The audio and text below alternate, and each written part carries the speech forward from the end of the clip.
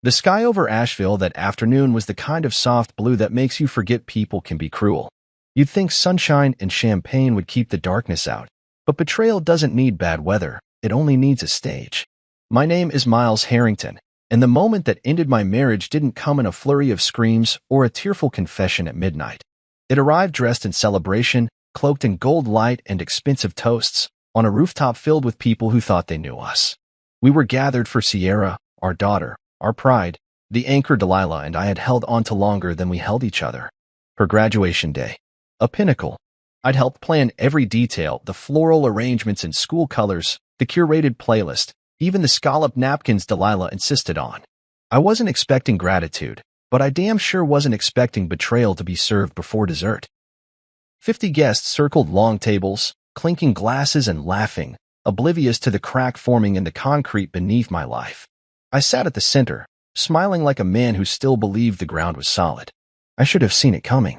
There were signs, Delilah's distant eyes, the way her laughter no longer reached her chest when I spoke, the subtle glances she exchanged with Jasper Creed. I chalked it up to midlife drift, the kind of current every marriage sails through. But some currents don't pull you back to shore. Some sweep you out and leave you gasping. Delilah stood up. The chatter dimmed like a curtain dropping.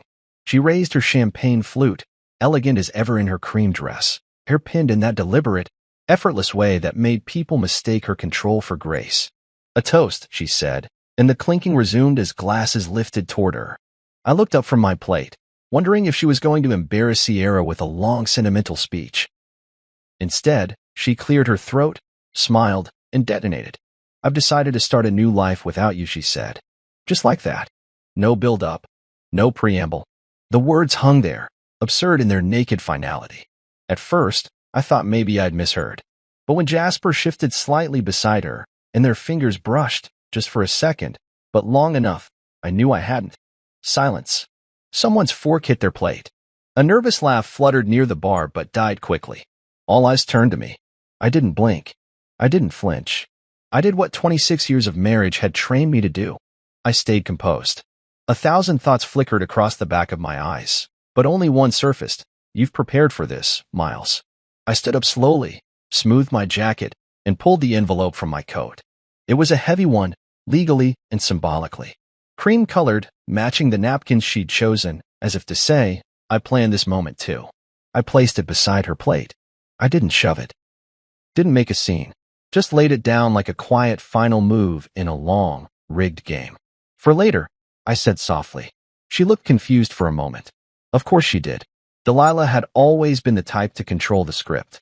The idea that I'd flipped to the final page without her knowledge must have stunned her. Her fingers curled slightly, as if tempted to open the envelope right there. But I didn't wait for the aftermath. I turned to Sierra. Her eyes were wide, confused, and far too young to be witnessing the end of a family like this.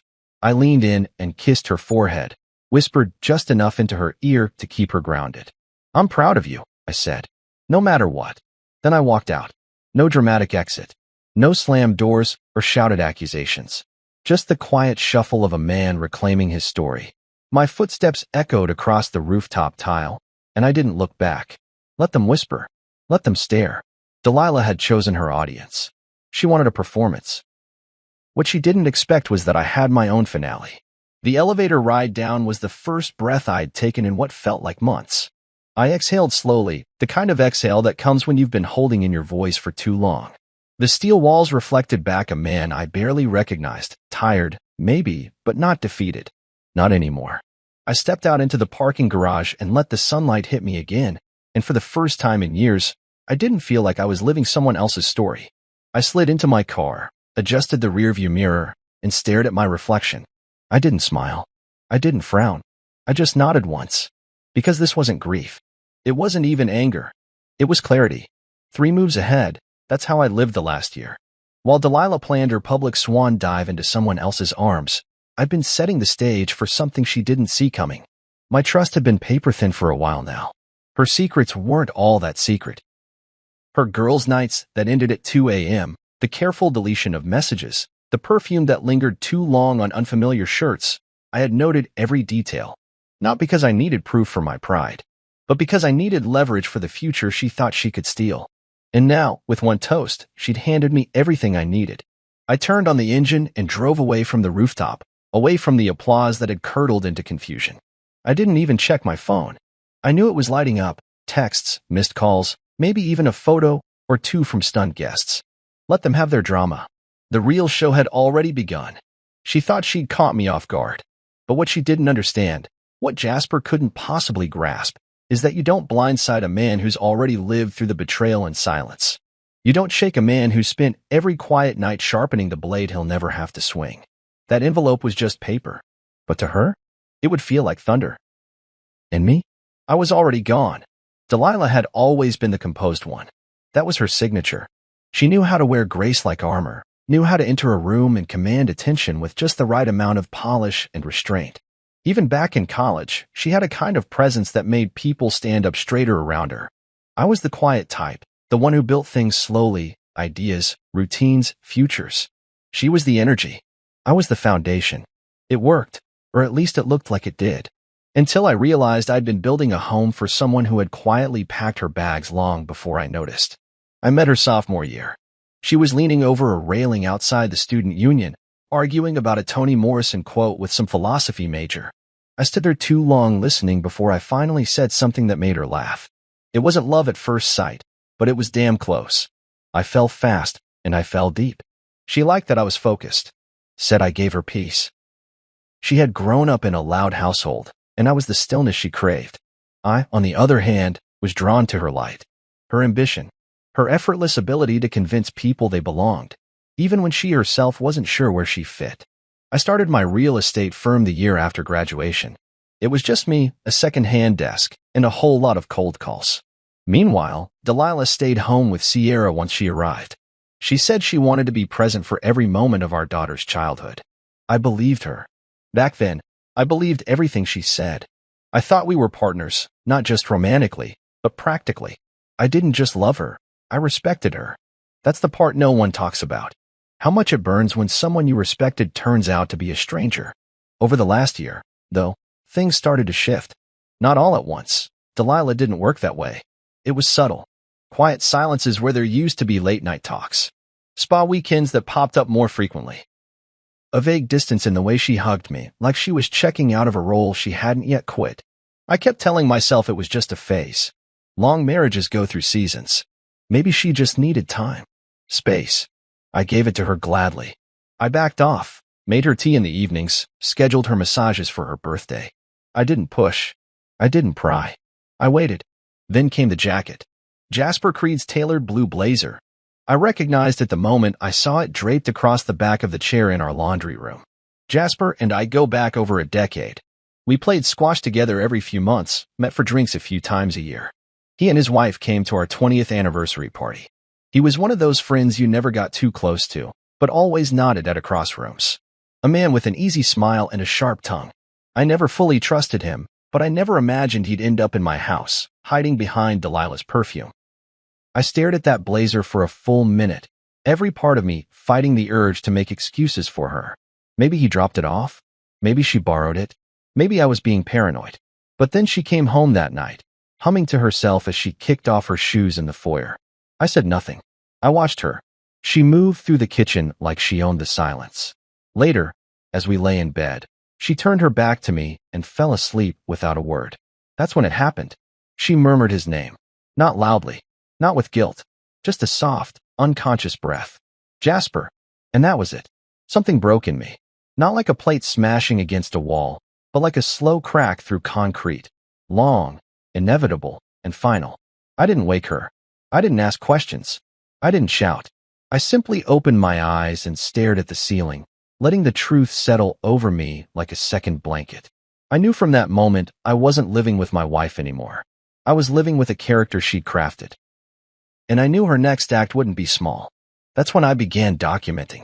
I didn't tell a soul, not even my best friend, Charles, or my assistant, Mara. I just started gathering. Receipts, phone records, password attempts. I logged the burner Venmo she thought was clever. The late-night Lyft rides back from his apartment downtown. I printed everything.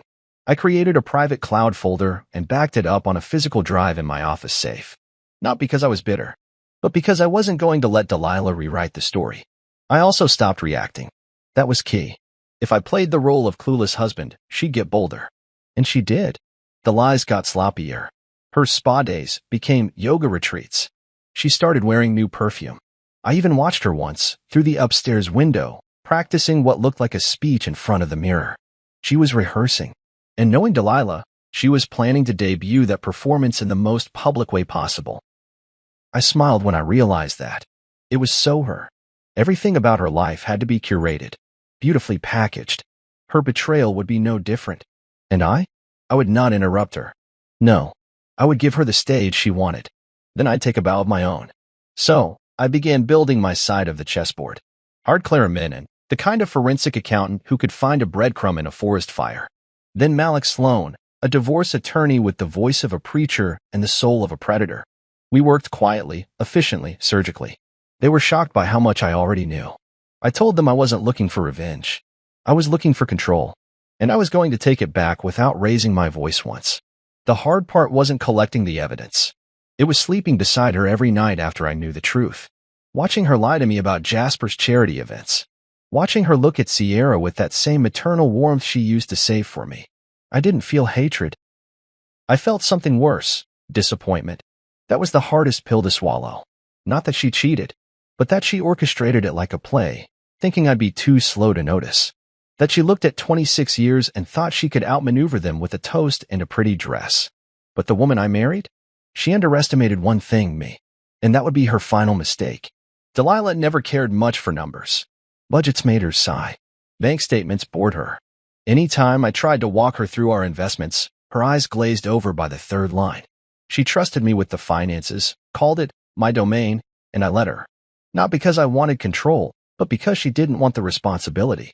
It was always easier for her to live in the story than to understand the structure behind it. That was our dynamic for years. She charmed, I calculated. She dreamed, I delivered. And so, when the time came for her to plot her great escape, she forgot that numbers don't lie. And I never stopped watching them. I kept things quiet. Smooth. No flags, no alerts. When I noticed irregular transfers, 300 here, 700 there, I didn't say a word. I let them stack. I knew she had Jasper's help. He was the type who thought himself above consequences. He had that arrogance of men who'd skated through life on charm and hollow victories. He probably told her she deserved more. Told her to drain the joint account in pieces so it wouldn't trigger the bank. Clever in theory, but not clever enough. I froze the line of credit she thought she was bleeding. I did it during a trip she took to Charleston, one of those self-care weekends, where she posted beach sunsets and captioned them with quotes about freedom.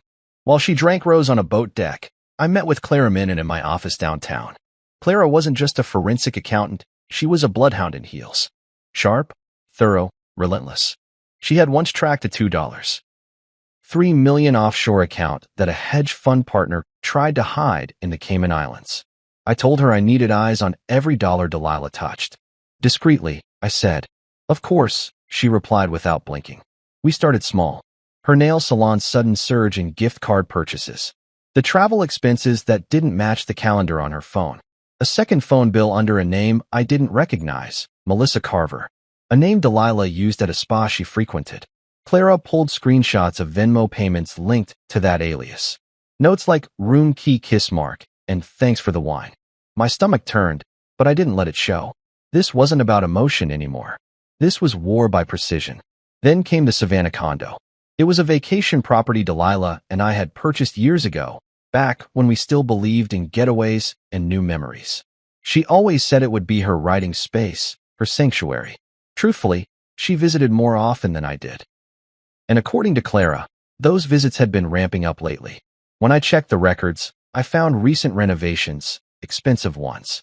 New floors, modern fixtures, the kind of updates you don't make unless you plan to live there or impress someone else. So I acted.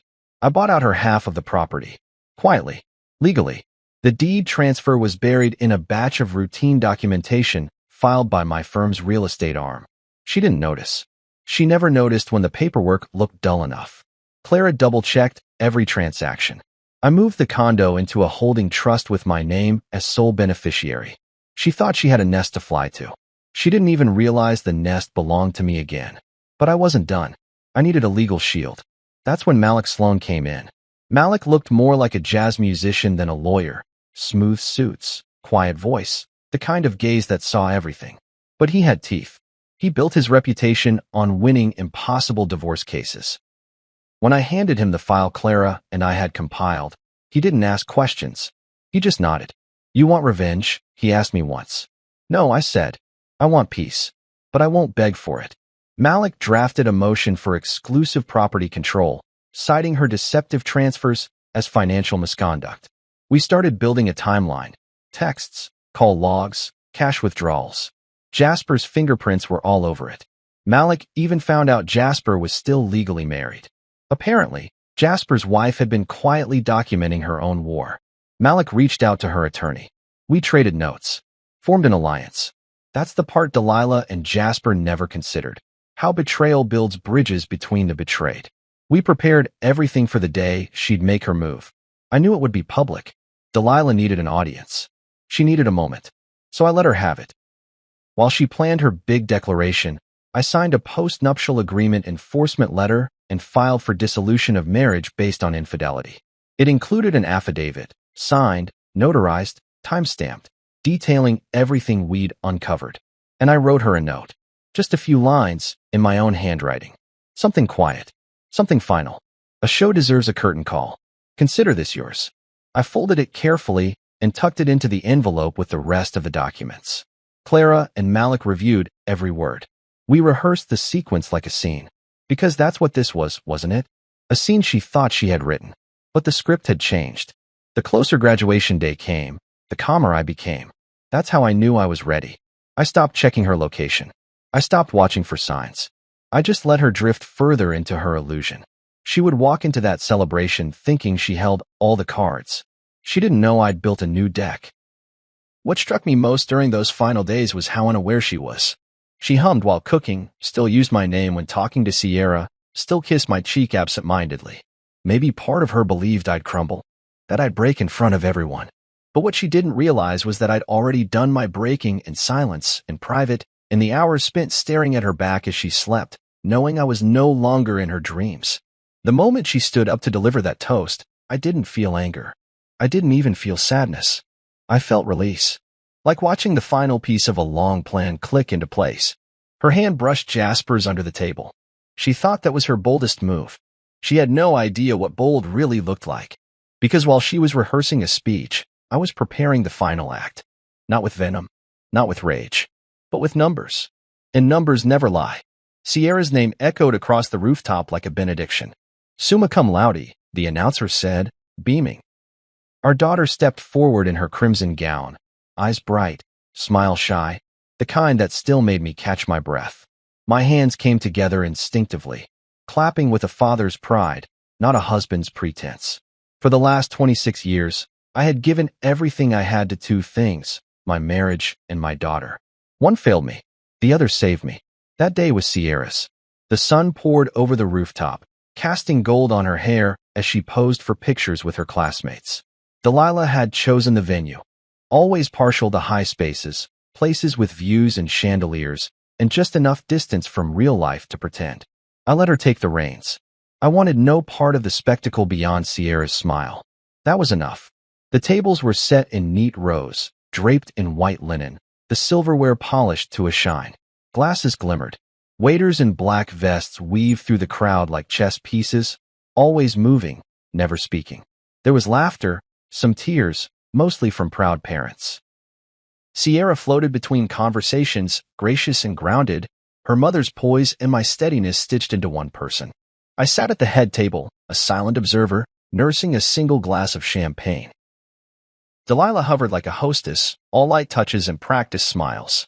You'd never guess she was planning her liberation between sips of sparkling wine. Her dress shimmered with tiny gold sequins, tasteful but noticeable. Jasper Creed wasn't far. He stood a few feet from the bar, surrounded by a half-circle of sycophants who mistook his charisma for character. I watched him the way a hawk watches a rabbit trying to strut. He leaned toward Delilah every so often, close enough to be conspiratorial, but not enough to alarm the crowd. Cowardice wore nice shoes that day. I wasn't surprised when Delilah stood. I saw the toast coming the way a storm announces itself in the distance. I just didn't know how loud the thunder would be. "May I have your attention for a moment?" she called out, her voice melodic, steady, the kind of tone she used when she wanted the room, when she wanted control. Glasses lifted. Conversation stopped. Even Sierra paused mid-laugh, eyes turning toward her mother with that flicker of anticipation only children can give. Delilah held her champagne glass high. Her smile widened just enough to be dangerous. "I want to thank you all for coming today to celebrate Sierra, our brilliant, beautiful graduate. You've watched her grow into an extraordinary woman, and we are so proud of her." Applause swelled. I joined in. My daughter deserved that. Delilah's eyes scanned the crowd like a performer who knew her timing. And, while this day is about new beginnings for Sierra, it's also, for me, a beginning of sorts. The air changed. "I've decided," she said, "to start a new life without Miles." There it was. Her voice didn't crack. Her hand didn't shake. She said it like she was announcing a move to a new city or starting a book club. Just a casual detour. "Oh, and by the way, I'm detonating my marriage in front of your friends and family." I heard the gasps, the forks clinking against porcelain, the awkward coughs and murmurs. But it all sounded distant. I was looking at her face. That carefully composed mask. Next to her, Jasper's smug little grin flickered briefly before he looked down, pretending to be bashful. Their fingers brushed under the table. A subtle, coward's touch. All eyes turned to me, expecting a reaction. A scene. A meltdown. They got a smile. I stood up, slow and deliberate, as if I were giving her a standing ovation. I reached into my coat pocket and pulled out the envelope, cream-colored, thick, warm with my palm's heat. I laid it beside her plate. Her eyes dropped to it and stayed there. Her hand didn't move. "For later," I said quietly. Jasper looked up, confused, slightly off balance. That pleased me more than I expected. I leaned down to Sierra, kissed her on the forehead. "I'm proud of you," I whispered. She stared up at me with wide, searching eyes. I gave her a smile, not wide, not fake. Real. Just enough. Then I walked out. The music didn't start again. Not right away. The silence lingered, heavy and awkward. A few people cleared their throats, others looked down at their phones, pretending not to be part of it. The toast had landed like a grenade, but the shrapnel hadn't hit me, because I'd already left the battlefield. As I descended the stairs, I heard someone say, "Did she really just?" And another person shushing them. Let them talk. Let the story spread. I didn't need to explain myself. The envelope would do that for me. I reached my car in the underground garage and took a breath. Not a sigh of pain. A release. I sat for a moment, hands on the wheel, eyes closed. In the silence, I could still hear the clinking glasses, her voice. A new life without Miles. She said it like a victory. But I'd already stolen the win. She didn't know it yet, but that was her peak. That moment, that toast, that shimmer of power. Everything after would be the descent. Upstairs, they were still reeling. I didn't have to see it to know. Jasper shifting uncomfortably in his seat. Delilah glancing at the envelope, pulse rising, wondering what was inside. Sierra trying to hold it together. The band softly beginning to play again, desperate to return things to normal. But nothing would be normal again. I drove away slow, no music, windows down. Asheville's breeze felt lighter than usual, or maybe I just felt lighter. I didn't check my phone. I didn't need to. I knew she'd open that envelope before dessert. I knew she'd read every word. And I knew, without a doubt, that no matter how calm she looked on the outside, the inside of her world had just collapsed.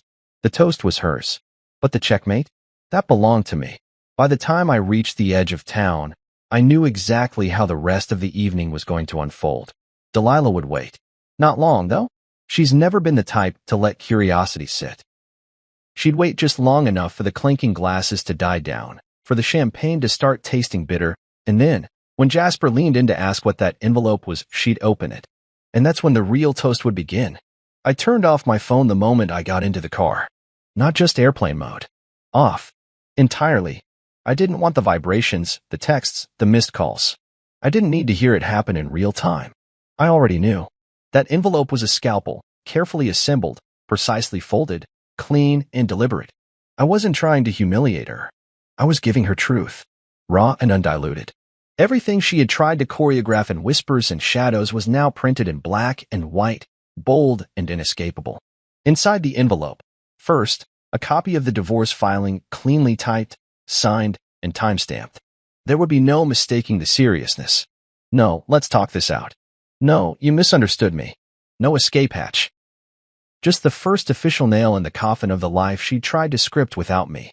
Next, a signed affidavit of her infidelity, supported by a carefully curated series of screenshots, texts, DMs, payment receipts, even a hotel concierge confirmation from the night she told me she was staying late at the spa for a couple's facial. I never said a word then. I waited, documented, and now every quiet lie sat in that envelope like tiny grenades waiting to be read. Then came the motion for exclusive property control, an airtight case built on the back of her financial deception. It outlined every attempt she made to siphon funds, including the transfers she'd routed through that fake Venmo account she thought I'd never discover. Clara and Malik had cross-referenced them with timestamped ATM footage and hotel receipts. Every number was accounted for. Every shadow she'd hidden in was exposed under fluorescent legal light. After that, the voided trust transfer. The retirement fund she believed she could split with me once this was all over? Locked. Invalidated. Reassigned. The paperwork bore my signature and that of the trust manager, filed 3 weeks before the rooftop declaration. She thought she'd start a new life on my dime. She was wrong. And last, folded carefully on top of everything else, was the note. My handwriting. Just one line. A show deserves a curtain call. Consider this yours. I imagined her reading that last. I imagined her face hardening, trying to process the quiet precision of what had just happened to her. Because that envelope wasn't revenge, it was choreography. It was restraint. And in that moment, I'd given her something she never gave me. The truth without the performance. An hour passed. I sat on the balcony of a small rental I'd checked into the night before. Just a simple place overlooking the woods. Nothing grand. Just clean air and silence. I'd arranged everything. Keys under the mat. Groceries in the fridge. No one knew I was there. It was the first time in months I wasn't pretending. I poured a drink, nothing heavy, just a splash of bourbon over ice, and leaned back in the chair. The air smelled like pine and fresh soil. Somewhere down the hill, a creek whispered. The world kept turning. Then my phone lit up. It was Sierra. Just a text. One line. Mom just screamed so loud the waiters dropped a tray. I stared at the screen, then smiled.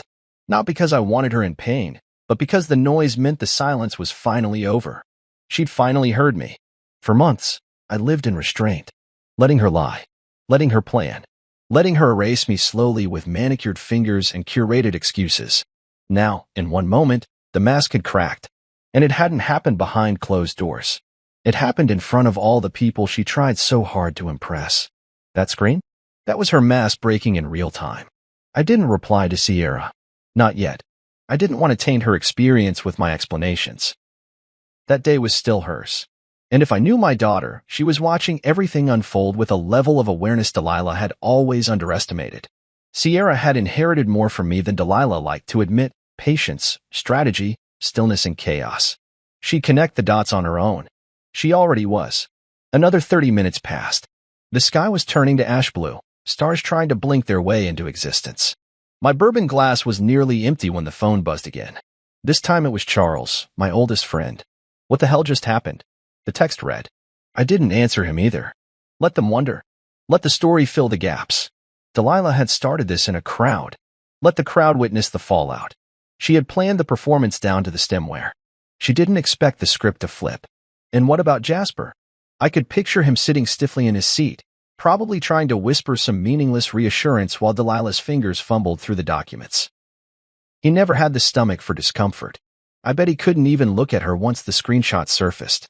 I bet he started to feel the heat crawling up his spine when she reached the part about the retirement fund. I bet he understood, for the first time, that she wasn't leaving a broken man. She was leaving a man who was already gone. Delilah would rage. That much I knew. She'd probably stand, slap the envelope down, accuse someone of betrayal. Maybe she'd call it a setup. Say I manipulated the timing. But none of it would matter. You can't argue with court filings and account statements. You can't spin away screenshots. Not even Delilah could charm her way past numbers and signatures. And most of all, you can't argue with silence. I never screamed. Never begged. Never even accused her. I just prepared. And tonight, preparation won.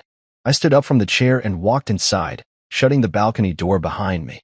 The bourbon still lingered on my tongue, warm and slow. I turned off the lights, letting the soft glow of the moon pour across the wooden floor. Somewhere behind me, my phone buzzed again. I didn't check it. There would be more texts, more questions, maybe even an email from Delilah once she calmed down or tried to. But I didn't need to hear her version anymore. That envelope was my final word. Clean, sharp, quiet. It said everything she didn't let me say. And it said it better. They came home that night, Delilah and Jasper. I heard the car before I saw it. Her Lexus, the one I bought her for our anniversary 2 years ago. She pulled up the driveway like nothing had changed, headlights casting long shadows across the lawn. The same lawn I'd mowed every Saturday morning for years while she sipped coffee on the porch and reminded me not to miss the corners. The same driveway she used to wave at me from with a smile that made the neighbors think we were solid. But that night, everything about the way those headlights parked told me she was still clinging to the illusion. I was waiting, not behind the door, not in the shadows. I was sitting on the couch in the foyer, tie loosened, drink in hand, boxes stacked neatly by the front entrance. Her life. Labeled. Condensed. Clean. I didn't throw anything. I didn't destroy. I packed. Her shoes. Her spa kits. Her monogrammed silk ropes. Even the yoga mat she kept in the back seat of her car but hadn't used in months. Jasper's cologne was the first thing I smelled when the door opened. Delilah stepped in first. She looked around like she didn't recognize the place, as if the air had changed in her absence. Maybe it had. Or maybe it was just the fact that, for once, she didn't control the moment. Jasper trailed behind her, his confidence shrinking by the second. You blindsided me. Delilah snapped the words at me, her voice pitched just high enough to break the quiet. In front of our friends, our daughter, God, Miles, what the hell were you thinking? I stood up slowly, not defensive, just centered. Calmness is a weapon most people never learn to use. I looked at her the way you look at a storm through glass, close enough to see the chaos, far enough not to drown in it. I was thinking, I said, that honesty deserved an audience. Her eyes flared. Jasper shifted his weight, still pretending to be relevant in the room. You could have talked to her in private, he said, trying to add something, anything, to tilt the power dynamic back his way. I turned to him, met his gaze, let silence stretch long enough to strip him of whatever mask he thought he had left. You mean like the private conversations you've been having in my home? I said. The ones where you use her initials as the gate code on your Tesla? That night ring a bell? Jasper looked like someone slapped the breath out of him. His eyes darted toward Delilah, who was already reaching for one of the boxes, as if that could give her something to hold on to. Something solid. But the truth was, she'd lost her grip the moment she stood up at Sierra's celebration and thought her performance would go unchallenged. We're staying in the condo, she said suddenly, her voice low, eyes fixed on the box in her hands. At least for now. No, you're not, I replied. She froze. What? I own the condo, I said. You'd know that if you checked the deed. Or the paperwork. Or, I don't know, your email. It reverted to me 3 weeks ago. Clara made sure of that. She looked at Jasper again, like he was supposed to fix it. Like he had a magic string of words that could unravel the reality I'd constructed while she was busy rehearsing her freedom. He said nothing. That was the moment he realized this wasn't a love story. It was a cleanup job, and he didn't bring gloves. You can't do that, she muttered. That's not fair.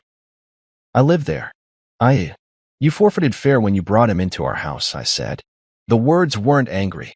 They weren't even bitter. They were final. That's what caught her off guard more than anything. Not my fury, but the lack of it.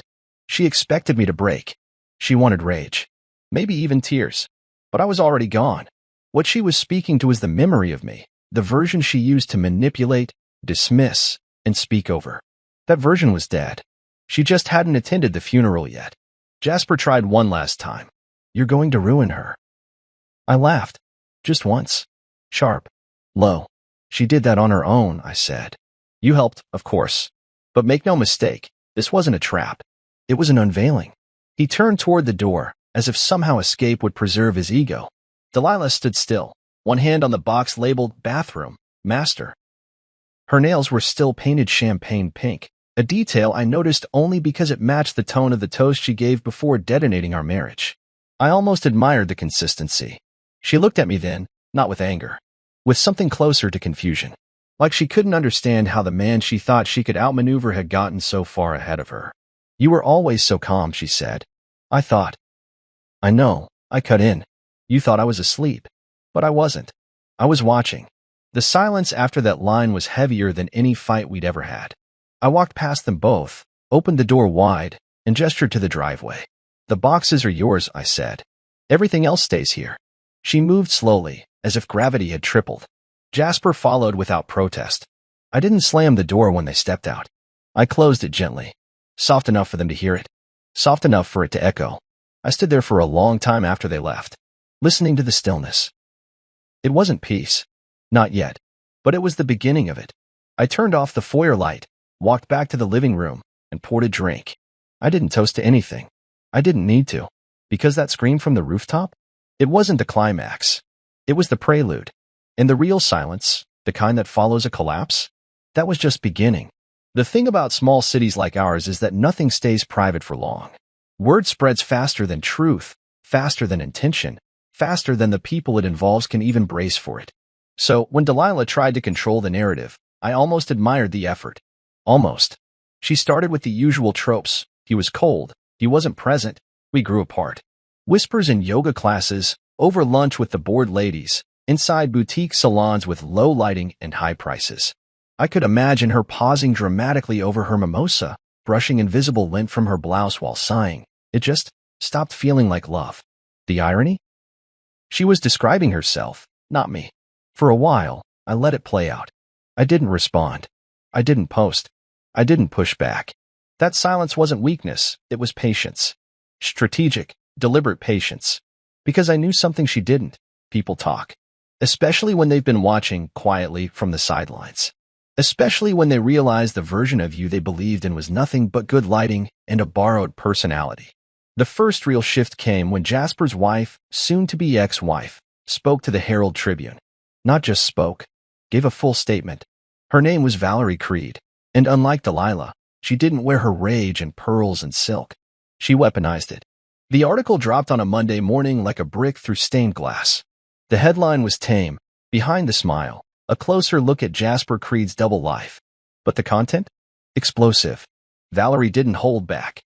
She spoke about how Jasper had become distant, secretive. How he started withdrawing money from their joint accounts and staying out late. But the kicker? She revealed texts Delilah had sent to him. Texts where they joked about the clueless spouses, where Delilah referred to our marriage as a corporate agreement gone stale. My favorite line? Miles won't do anything. He's too polite to cause waves. That one made me laugh. The article included a grainy photo of them together, Delilah and Jasper, outside a downtown hotel, clearly unaware of the camera. It wasn't scandalous. They weren't kissing, but they weren't hiding either. And when you're the president of a local charity board and the face of a community wellness campaign, that photo carries more weight than any affidavit. Delilah's narrative began to crumble. Slowly at first, then like plaster peeling off wet walls. It started with silence. Her phone stopped ringing as often. Her emails from the foundation she chaired went unanswered. The gala committee she once ruled with soft manipulation suddenly held a meeting without her. And then, the most telling sign, Sierra stopped answering her calls. That part hit her harder than I expected. She tried everything, texts, voicemails, guilt-laced messages sent through mutual friends. But Sierra? She held firm. I never asked her to choose. I never even mentioned the fallout. She simply watched, observed, understood. "I need to talk," she said. "I don't," I replied. She took the glasses off. Her eyes were tired. Not puffy, not weepy, just exhausted. Like someone who'd finally realized the play had ended but stayed on stage hoping for an encore. "People are turning on me," she said. Our friends." "Our friends." I cut in. "You mean the ones who nodded along while your fingers brushed Jasper's under the table? The ones who smiled at me with pity in their eyes, pretending not to know? You can keep them." She opened her mouth, closed it. Then, quietly, "You always knew, didn't you?" I nodded. I always knew. That ended the conversation. I went back inside. She stood there in the lobby for a while. I didn't look back. I didn't need to. Her performance was finally over, and the crowd had left the building. In the weeks that followed, I focused on Sierra. Not because she needed rescuing, she didn't, but because I wanted her to see something different. A man who didn't fold. A father who didn't beg. We started having dinner once a week at a small Thai place near her new job in Atlanta. She'd tell me about her work, her new apartment, her coworkers. And sometimes, between bites of curry, she'd bring up her mother. She told Aunt May that you manipulated everything, she said once. I looked up. Do you believe that? Sierra smiled. No. I saw how you waited, how you didn't react. That told me more than anything. I didn't reply. I didn't need to. Some truths don't require repeating. Around the same time, I got a call from a nonprofit focused on helping men navigate betrayal and high-conflict divorce. They'd read about the case. Some of the court filings had been leaked, someone with a grudge, or maybe a misplaced file clerk. Either way, the nonprofit wanted to partner with someone local, someone who'd been through it and come out intact. I agreed. We started small, an evening class, once a month, in a modest community center. 10 men the first night. All different ages, backgrounds, stories. But the same look in their eyes, the one I used to see in the mirror. I didn't tell them every detail of what I went through. Just enough to show them it was survivable. That silence could be power. That strategy beats chaos. Delilah faded slowly from the community spotlight. Her public statements became rarer, more defensive. She released a half-apology video on Instagram, too little, too late. Her comments section turned cold. What was once filled with, "You're an inspiration," became a graveyard of disbelief and disappointment. Meanwhile, I moved into a penthouse above my firm. It wasn't lavish, nothing Delilah would have picked. Clean lines. Floor-to-ceiling windows. A quiet view of the city I rebuilt myself in. I slept better there. Worked later. Woke up with clarity. I wasn't happy, not exactly. But I was at peace. And in this new chapter of my life, that was enough. Because while she tried to turn the world against me, I stayed still. And in that stillness, they saw the truth for themselves. There's something oddly quiet about courtrooms. Even when people talk, the air feels like it's holding its breath. The walls are beige, the lighting unforgiving. The chairs just uncomfortable enough to remind you that nothing about justice is meant to be easy. I'd sat in plenty of rooms like this in my line of work, contract disputes, zoning appeals, the occasional commercial arbitration. But sitting across from Delilah, with attorneys and evidence between us instead of wedding rings and shared dreams, was something else entirely. She walked in late, dressed in a soft gray pantsuit, makeup done to perfection, hair pulled back like she meant business. But I saw it, just behind the gloss and smooth posture, a flicker of panic. This wasn't the stage she preferred. There were no adoring guests, no toasts, no flattering lighting. Just court documents, transcripts, and the low rustle of attorneys flipping pages like death by 1,000 cuts. Her lawyer was young, maybe late 30s, the type who built her brand on social media, sharp blazers, soft-focus Instagram reels with captions like "Protect your peace, sis," and "Know your worth in court and in life." I wasn't worried. This wasn't a workshop or a brunch seminar. This was law, and law deals in evidence. Malik Sloan, my attorney, didn't do social media. He didn't do small talk either. He sat beside me with a leather-bound folder, a legal pad, and a silver pen. That was all he needed. When the judge entered, everyone rose. I glanced at Delilah. She didn't meet my eyes. That was new. The proceedings began simply. No fireworks. Just procedural matters. The clerk confirmed the filings. The judge, an older woman with decades in family law etched into the lines on her face, scanned the room slowly like someone who'd seen every version of this story and was already bored by ours. Delilah's attorney went first. She launched into a speech about marital fatigue, emotional neglect, and a deeply felt need for independence. She made it sound noble, even tragic. I almost applauded the creativity. She said Delilah had supported my career for years, kept our home in order, made sacrifices. Some of that was even true. But then she claimed Delilah had no knowledge of the financial shifts, freezes, trust revisions, asset protection. That's when Malik leaned forward. "Your Honor," he said, calm and steady, "will be presenting documentation that demonstrates not only awareness, but active attempts by the petitioner to conceal transactions from the respondent. We also have a signed postnuptial agreement, filed and notarized, outlining asset division in the event of infidelity, which, we'll prove, occurred." The judge raised an eyebrow. "Infidelity clause?" Malik nodded and handed her a file. The courtroom went still as she flipped through it. Line after line. Dates, screenshots, transaction histories. It wasn't just damning, it was surgical. Delilah's attorney tried to object. "These texts could have been altered." "They weren't," Malik replied. "And we've included metadata and carrier verification." The judge didn't even blink. "I'll allow it." Delilah shifted in her seat. Her hands, which used to gesture with effortless confidence, now fidgeted with the hem of her blazer. Jasper sat at the back of the room. I noticed him as soon as we walked in. No wedding ring.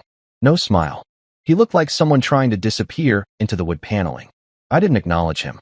He'd already taken enough space in my life. The judge asked a few clarifying questions. Malik responded with precision. Then came the matter of property division. Delilah's attorney pushed hard, claiming equal stake in the business, partial rights to the penthouse, even a percentage of the consulting revenue I'd only recently started drawing from. But Malik was ready. Per the clause outlined on page 14, he said, handing another document forward, Ms. Harrington forfeits claim to business assets due to personal misconduct and active attempts to hide financial activity. As for the penthouse, it was purchased post-separation using earnings clearly marked as non-marital income. The judge nodded. And the retirement fund? Previously contested, Malik replied, but now voided due to deception and verified misuse of marital funds to support an extramarital relationship. Delilah's face changed then. Not anger. Not even shame. Defeat. The judgment was swift. House mine. Investments, 70-30 split, in my favor. Business, entirely untouched. She got a small alimony window, 12 months. And only because Sierra was still on my insurance until her employer plan kicked in.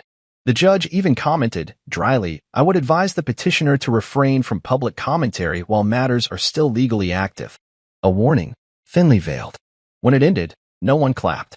There's no applause in a courtroom, even when you win. The gavel hit once, and that was it. I stood, buttoned my jacket, and walked past Jasper on my way out. He didn't look up. I stepped into the sunlight and exhaled. I hadn't realized how long I'd been holding my breath. The courthouse steps were quiet. No paparazzi, no reporters. Just me, Malik, and the quiet buzz of resolution. She'll appeal, Malik said calmly. They usually do. Let her, I replied. She already lost the part that mattered. He nodded once. You handled it well. I didn't answer. I didn't feel victorious. I just felt finished. That night, I sat on the balcony of the penthouse, city lights flickering like a distant tide. I poured myself a drink, no bourbon this time, just water with a slice of lemon. My reflection in the window looked like someone I used to know. Worn, but standing. Changed, but not broken. Delilah would go home to a smaller place, a quieter phone, a circle of friends half its original size. And Jasper? I suspected he was already mapping out his next move. Men like him don't stay still. They pivot. They charm. They repeat. But me? I wasn't repeating anything. The chapter was closed. Not slammed. Not torn out. Just closed. Neatly. Permanently. 2 weeks after the hearing, I got the news over coffee. Jasper was gone. Not dead, not disappeared, just gone in the way cowards go, quietly, without confrontation, without accountability. According to Valerie, his soon-to-be ex-wife, he'd moved back into his brother's place in Savannah. To salvage what's left of his life, she told me in a message that was more observation than update. There was no satisfaction in her tone, just finality. The kind of exhausted relief that settles in once the storm is over, and all you're left with is wreckage and silence. He didn't say goodbye to Delilah. Didn't leave a note. No, we'll get through this, or sorry you lost everything for me. Just vanished. It would have been funny if it weren't so predictable. I imagined her waking up in that echo of a condo, realizing the person she'd dismantled a family for was already choosing distance. I could almost see her face. Panic first, then confusion, then that forced calm she used to wear when the world cracked in ways she hadn't choreographed. But I didn't gloat. I didn't need to. She was living the consequence of her own illusion, and that's the most poetic kind of justice. Later that week, she sent me an email. Not long. Not angry. Just rambling. No apology. No, I'm sorry for what I did. No ownership of what she set in motion. Just regret. The flavorless, cowardly kind. Regret that she got caught. Regret that it didn't play out the way she'd hoped. Regret that the curtain fell before she could exit with dignity. She wrote things like, I didn't plan to hurt you like that.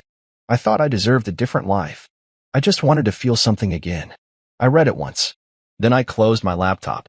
There was nothing in her words that required an answer. No truth, no accountability. Just a woman trying to rewrite a script that had already played out. She wasn't talking to me in that email. She was talking to the version of me she wished still existed, the one who would fold, who would offer her grace she didn't earn, who would make room in the narrative for her redemption. That man was gone.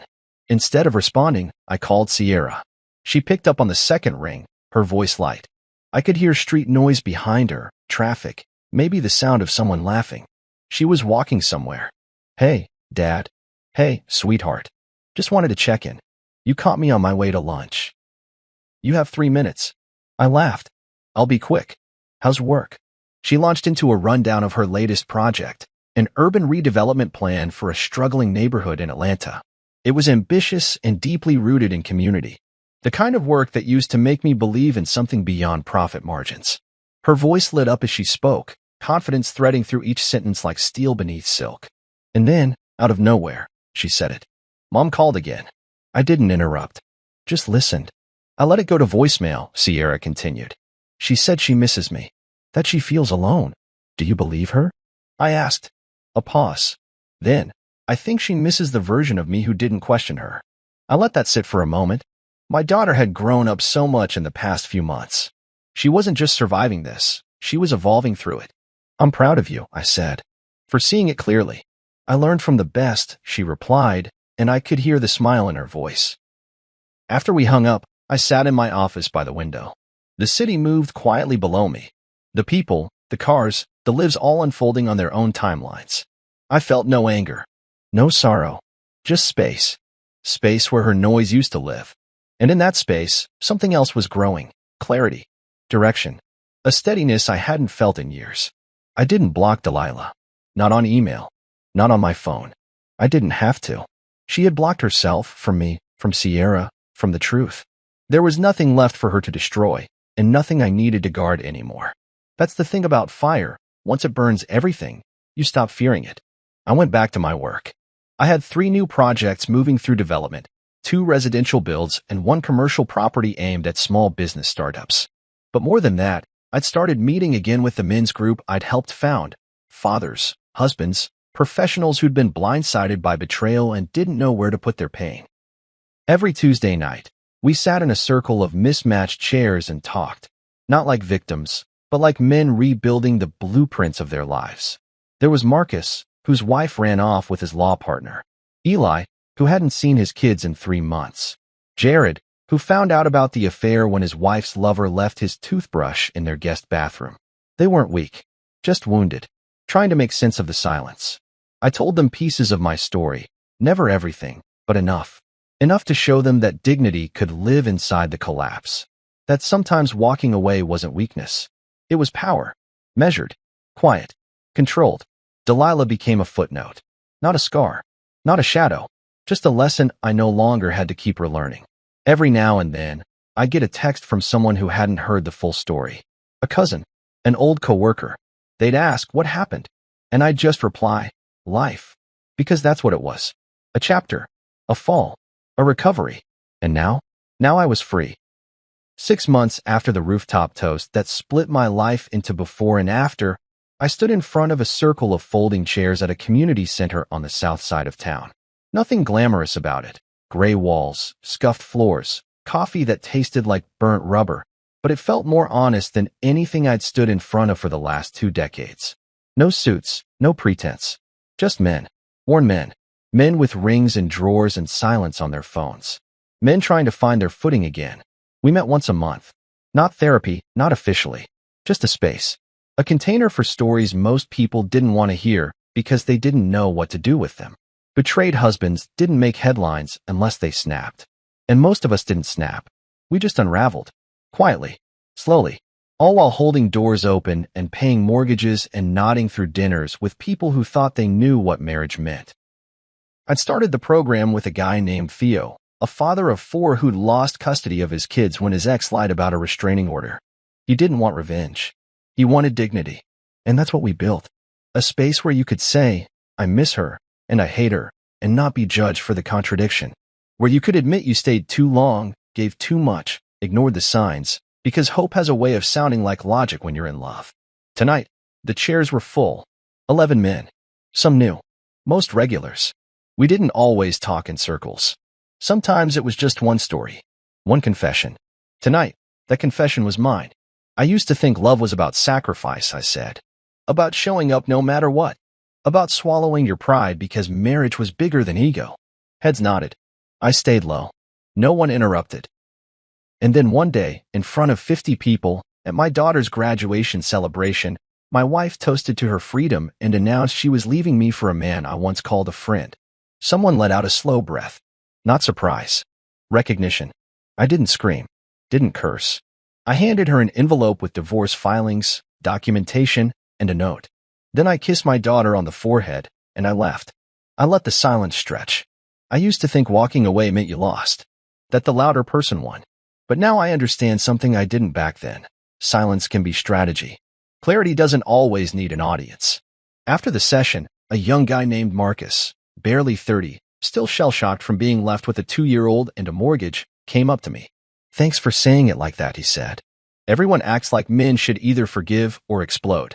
No one talks about just surviving it. I nodded, clapped a hand on his shoulder. Survival is a win, I said. And building something after? That's the real flex. Later that weekend, Sierra came to visit. She knocked on my door at noon, wearing jeans and a cropped sweater, hair pulled back in a messy bun that reminded me of her childhood. She didn't text ahead of time.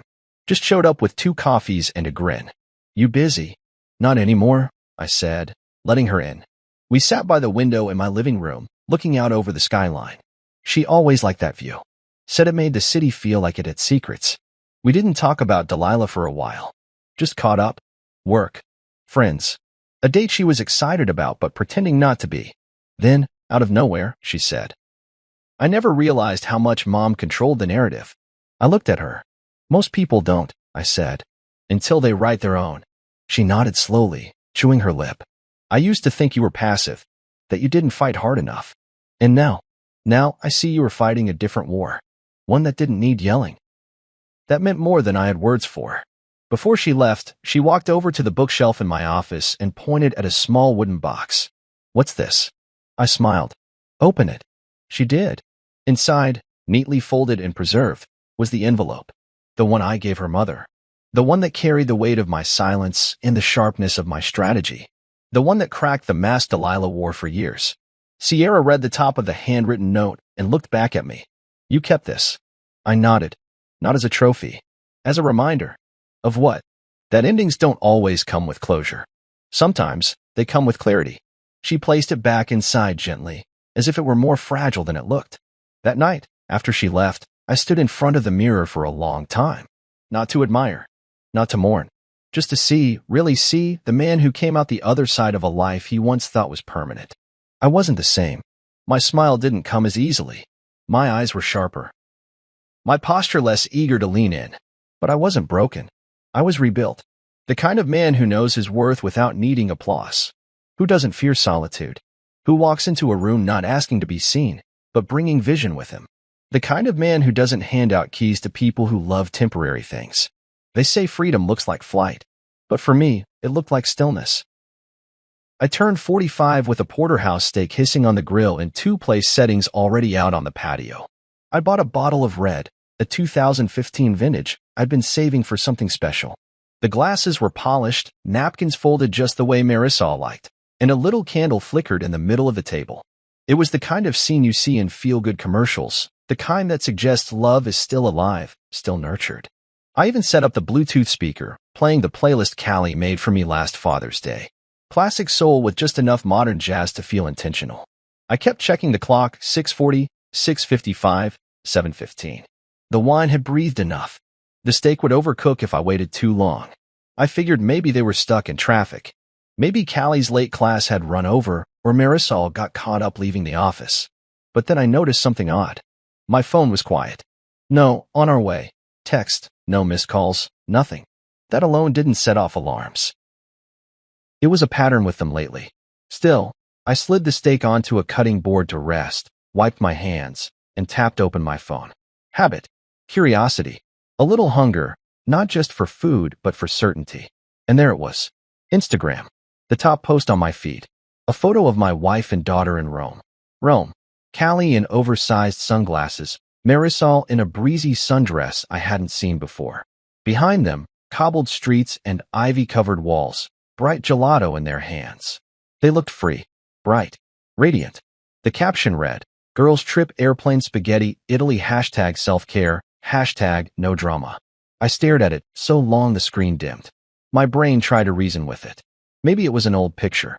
Maybe no. The timestamp said it was posted an hour ago. Fresh. Live. Like they were documenting the very moment I stood there in a polo shirt I'd ironed for a dinner no one would attend. My hands went cold, the knife slipping slightly against the steak as I sliced it in half out of stubborn instinct. I sat down anyway. I poured the wine, took a bite. The meat was perfectly medium rare, just how I liked it, but it could have been rubber. I couldn't taste a thing. My birthday. My 45th. A milestone. I'd imagine laughter, maybe a small gift, maybe Callie joking about me getting older and Marisol offering a toast like she used to. Instead, I got silence. Not even a phone call. No voicemail. Just hashtags and Aperol spritzes bought with my money, the same money that, a few weeks ago, we couldn't spare for a vacation together. They had told me we'd have to tighten our belts this year. That things were too tight to travel. That tuition costs were high. That utility bills were creeping up. I'd believed them. I always did. I canceled the anniversary trip I'd planned. Skipped the upgraded TV I wanted. Even transferred extra into our joint account when Callie mentioned a gap in her tuition. And all the while, they were plotting selfies in the Mediterranean sun. I sat at that table, every candle flicker a little mockery of my naivety. I wasn't angry. Not at first. Just hollow. Like someone had scooped out my insides and replaced them with fog.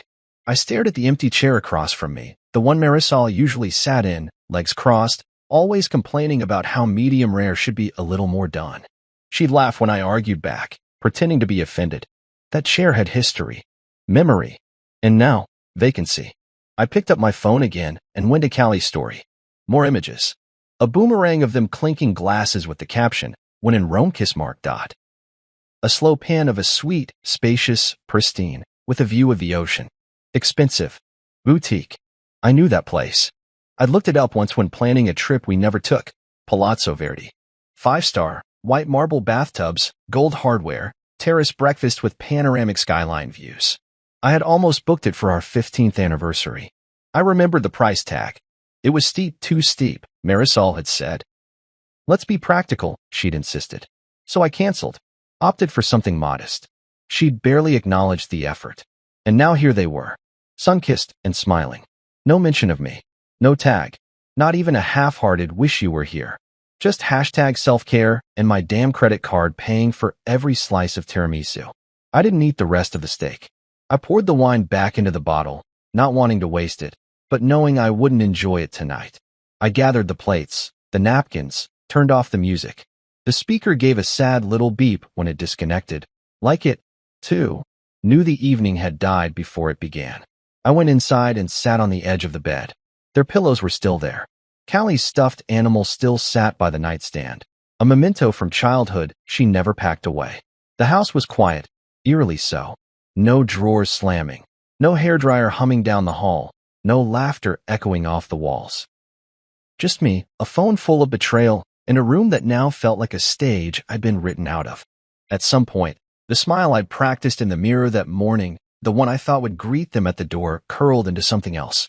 Something sharper. Something resolved. Not rage, not sadness. Just a shift. A realization. They had left me behind. Not just tonight. Slowly, over years. They distanced themselves, rewrote the narrative so subtly I didn't see the edits until they were sipping cocktails halfway across the world. And now I wasn't just out of the photo, I wasn't even in the frame. So, I did the dishes, turned off the porch light, and sat down with my laptop. Because if they could disappear without warning, so could I. I remember every detail now, every word Marisol used, every shift in her voice when she explained why we had to cancel our anniversary plans. It was a Tuesday. She was standing by the kitchen sink, wearing one of those oversized sweaters she claimed made her feel cozy but productive. I had just transferred the money, $200, into our joint account for the trip I'd been planning in secret for months. A lakeside resort in Vermont. Cabin with a private deck. Firewood stacked. Wine waiting. Just us. A chance to reset. But she looked over her shoulder at me, sighed, and said, "Honey, we're going to have to skip this year." The electricity bill came in high, and Callie's talking about maybe needing extra support for her electives. You know how tuition is. I didn't flinch. I just nodded, because that's what you do when you love someone. You make it work. You trust. You believe in the people you've built a life with. I offered to transfer a little more, just to make things easier. She smiled, she smiled so sweetly, and said, "You're always so good to us." And that was it. That was the lie. Polished and delivered with a look that made it feel like truth. But it wasn't the bill. And it wasn't tuition. It was Rome. It was the Palazzo Verdi, a 5-star hotel with hand-painted ceilings and concierge service that includes yacht reservations and tailored perfume recommendations. I knew the place. I remembered once finding a brochure for it tucked in one of her drawers. She said it was for a vision board. I had no idea it was a blueprint. And now, in real time, I was watching the results of that lie unfold across social media like some kind of twisted travel documentary. They weren't hiding it. They weren't even delaying the posts to make it seem like it wasn't happening now. No attempt to create plausible deniability. Just unfiltered joy, curated hashtags, and $100 smiles funded by a man they didn't even have the decency to call. I kept scrolling, eyes dry, heart slowly hollowing. Callie had posted a video of their suite. The sweeping view of the Tyrrhenian Sea, the pristine white linens, the massive soaking tub. When your mom's a genius, she'd captioned it. Genius. That word clanged in my chest. Because what kind of genius lies to her husband, manipulates his kindness, and teaches her daughter that betrayal looks like bonding? I clicked on the hotel's location tag. Hundreds of photos came up. Food that looked like art, candlelit dinners on the balcony, flower petals on pillows. I wondered if Marisol had requested something special for her and Callie. Did they toast to freedom? Did they laugh about what I might be doing while they watched the sun dip behind the rooftops? Did they think I wouldn't find out? Or worse, did they not care? There was one post that stayed with me. It wasn't even theirs. It was a background moment in someone else's story, a panoramic view of the hotel's rooftop garden. And there, barely in focus but unmistakably them, were Marisol and Callie. Heads close, laughing. Callie holding a shopping bag with a Roman designer logo I couldn't pronounce. Marisol sipping from a glass of Prosecco. They looked at ease, untouched by consequence, like they had stepped into a new world where I didn't exist. And back in my house, our house, I sat next to a deflated balloon, the one Callie used to tape to the fridge every year. "Happy birthday, Dad," and faded gold letters. This year? Nothing. Just silence. A silence so heavy it felt weaponized. The steak had gone cold, but I didn't throw it away. I left it sitting there on the plate, untouched since the last bite I forced down out of habit. I poured myself another glass of wine, because if I was going to swallow the truth, I might as well wash it down with something decent. And I stared at the candle. The wax had dripped down the sides, hardened into crooked shapes, like a frozen timeline of how the night melted. What struck me most wasn't the betrayal itself, but how casually it had been carried out. No argument. No tension leading up to it. Just a seamless exchange of affection for distance. Of truth for luxury. They planned it well. I imagined the moment they booked the flight, how they must have justified it to themselves. "We need this. He won't mind. He'll understand." No, they just assumed I'd never find out. That I'd remain comfortably numb, the ever-trusting provider too loyal to question the people he loved. I got up and walked into the hallway. Her scarf still hung on the hook by the door. Callie's sneakers, bright white with lavender laces, sat beside the bench. Their things, their scent, their presence was still here, but their loyalty had long since packed a bag and boarded a plane. I opened the drawer where we kept the bills and receipts. Callie's tuition had been paid weeks ago. I saw the confirmation. So where had the extra transfer gone? Then I found it. An itinerary email printed and folded neatly behind a stack of magazines. Dated 2 days before she told me we had to cancel our anniversary. The booking confirmation from the Palazzo Verdi. The total? $8,738. Room, spa treatments, dinner package, private tour of Vatican Gardens. And the payment? My card. The one I used only for special occasions. It was right there, in black and white. My generosity turned into their getaway. My plans erased, replaced by a vacation that didn't even leave space for a phone call. I sat back down at the table. The cold steak. The candle now extinguished. The silence. And I made a decision. This wasn't going to be one of those stories where the man forgives and forgets. where he waits for an apology that never comes, where he rationalizes betrayal because it's easier than confrontation. No, this time, the silence would serve me. It would protect me, guide me. They had taken my money, my trust, and my birthday, but they didn't take my name. They didn't take my house. They didn't take the part of me that finally understood that love without respect is just a leash. And I was done wearing it. I opened my laptop and started typing. Sleep didn't come that night. Not because I was seething, not even because I was sad. I just couldn't stop seeing it. The images. The lies sewn together in cashmere and sunset filters. The warmth of the photos they posted contrasted so harshly with the cold edge slicing through my chest. I lay there, staring at the ceiling fan spinning above me, listening to the hum of the quiet house, our house. My house. The place I'd worked for, fought for, paid for. The walls I painted with Marisol, the kitchen backsplash we picked out together, the den in the hallway where Callie crashed her bike into the wall when she was 8. All of it, every inch of memory, of effort, of sweat and patience was mine. But so was the clarity now. At some point before dawn, I swung my legs off the bed, sat at the edge, and just stared around the room. The covers beside me were flat, undisturbed. I reached toward her nightstand and opened the drawer. Lavender hand lotion, a half-read romance novel, her e-reader. The same drawer where she kept the itinerary. I opened the other drawer, mine. Neat. Precise. My birth certificate, our insurance forms, and the deed to the house. There it was, my name. Only mine.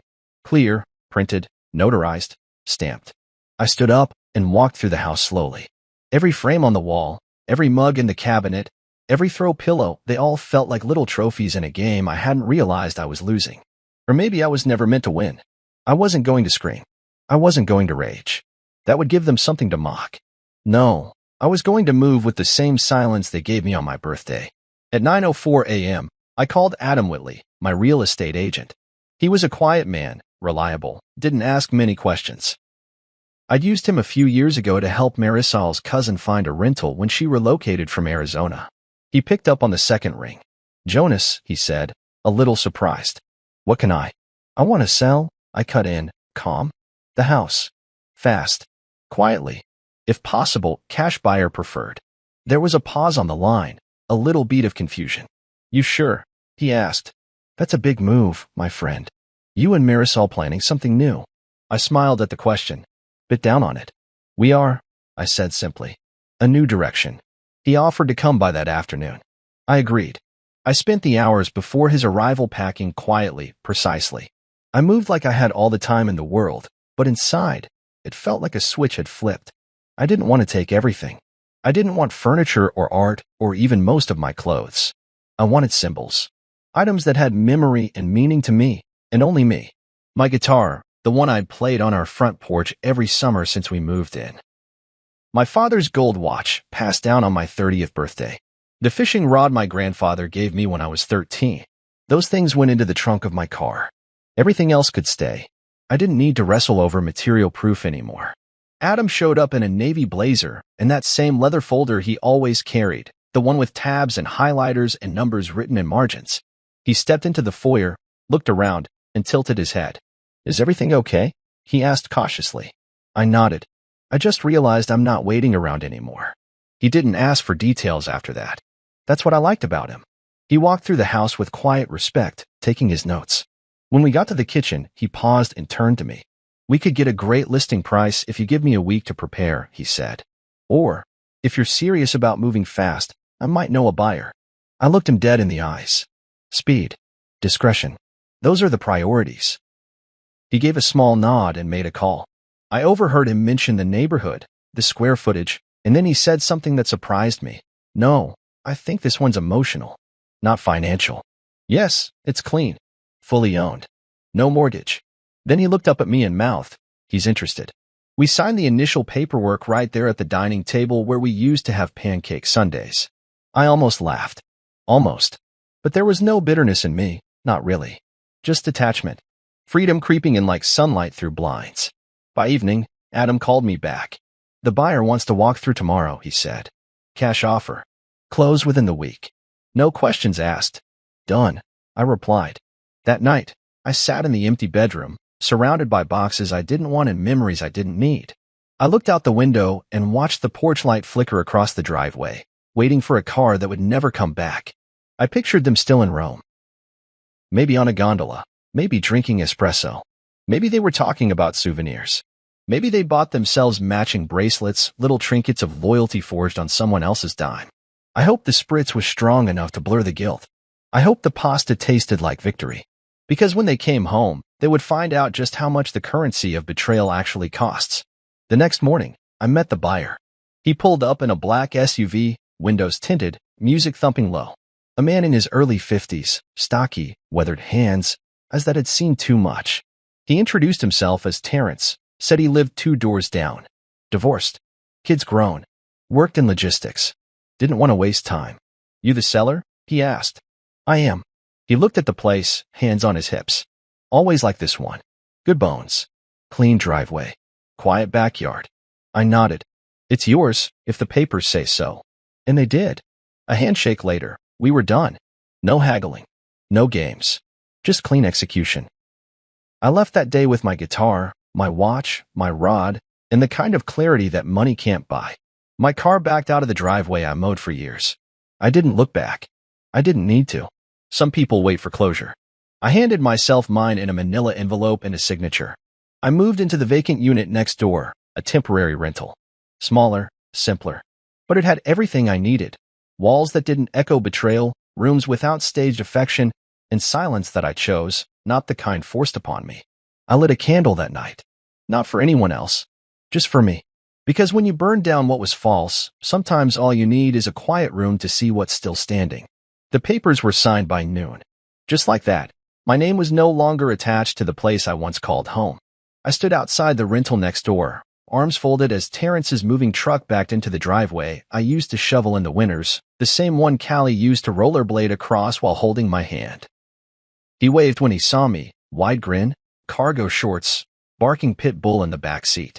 It was almost poetic. His dog, the one Marisol used to complain about every chance she got, now officially part of the landscape she could no longer claim.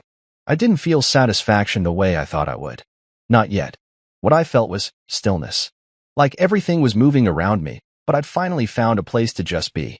I leaned against the frame of the porch on my new, temporary unit, a beige rental with creaky floors and ugly linoleum, but a hell of a view. I could see our old master bedroom window from here, third one from the left, now with new curtains being carried in by a stranger. I hadn't bothered with blinds here. I had nothing to hide. And for the first time in years, no one pretending to see me. Terrence moved fast. I liked that about him. The kind of man who didn't waste time with questions or sentimentality. Just a handshake and a plan.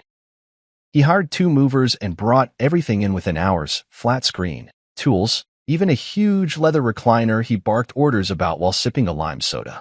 Every so often, I saw him glance toward me, almost unsure if he should say more. Finally, during one of the breaks, he walked over holding 2 sweating bottles of beer and held one out. I don't know what happened, and I don't need to, he said, eyes narrowing behind his sunglasses. But I've had my share. I clinked his bottle. That's exactly what it was. He laughed and went back to shouting at the movers. His dog, Boomer, trotted over and flopped onto my porch like he'd always belonged there. The irony didn't escape me. Marisol once filed a noise complaint over Boomer's barking during Callie's Zoom classes. Claimed it disrupted her peace. Now Boomer's low, rhythmic snore was the soundtrack to her eviction. Or maybe just her reminder. I had 1 week between the closing and their return. 7 full days to watch the house transform. My house become someone else's. And I didn't miss a second. I watched Terrence replace the doormat.